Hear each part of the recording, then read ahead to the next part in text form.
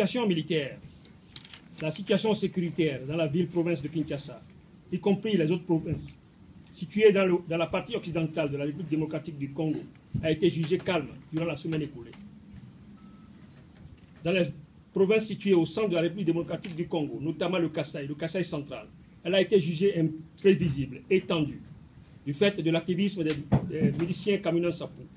Dans la province du Kasaï central, la MONUSCO poursuit sans relâche, dans le cadre de son mandat, ses activités visant à prévenir les violations des droits de l'homme et à mettre un terme à l'activisme des miliciens Kamina Nsapu qui cause les déplacements de populations locales.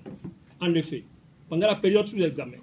les attaques menées par la milice Kamina Nsapu contre les inspecteurs de l'enseignement et des chefs locaux ont provoqué le déplacement de populations civiles. La MONUSCO, dans le cadre de la lutte contre les violations des droits de l'homme dans cette province, a déployé le 4 mai 2017 une équipe conjointe composée de membres du Bureau conjoint des Nations Unies aux droits de l'homme et ceux d'autres sections substantives. Par ailleurs, le 6 mai 2017, la force de la MONUSCO a déployé un poste opérationnel dans la localité de Tchimboulou, située à 76 km au sud-est de Kananga,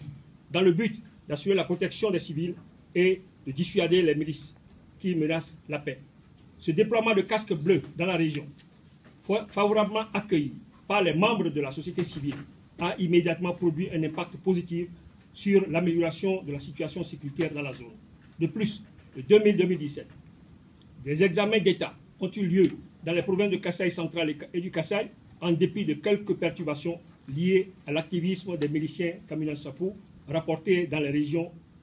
de Dibaya, Kazumba et Kananga. Cette activité a été rendue possible grâce à l'action du bureau de la MONUSCO Kananga, qui a organisé le transport aérien du matériel des examens d'État de Kananga à Luiza pour être acheminé vers les centres respectifs. Dans les provinces de Haut et de Bawele, la situation sécuritaire a été rapportée relativement calme.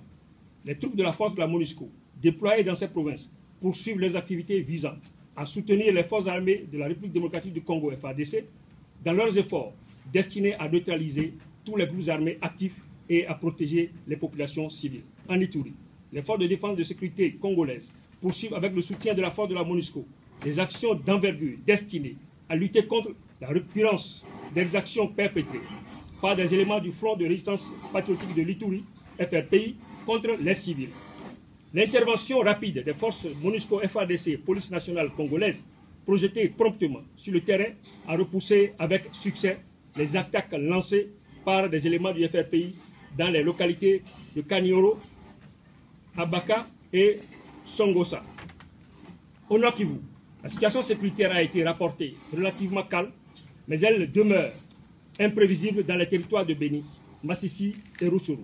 Dans le territoire de Massissi, la force de la MONUSCO continue de soutenir les forces de défense congolaises dans la lutte contre l'activisme des groupes armés. Dans la nuit du 7 au 8 mai 2017, des patrouilles motorisées de la force de la MONUSCO déployées rapidement dans la localité de Kahé, située à 2 km au sud-est de Kichanga, ont repoussé une attaque menée par les forces démocratiques de libération du Rwanda FDLR et les Maïmaï Natura. Dans le territoire de Rutshuru, la force de la MONUSCO maintient son soutien aux forces de défense congolaises engagées dans les opérations contre les groupes armés. Le 6 mai 2017, des éléments supposés appartenir au groupe Maïmaï Natura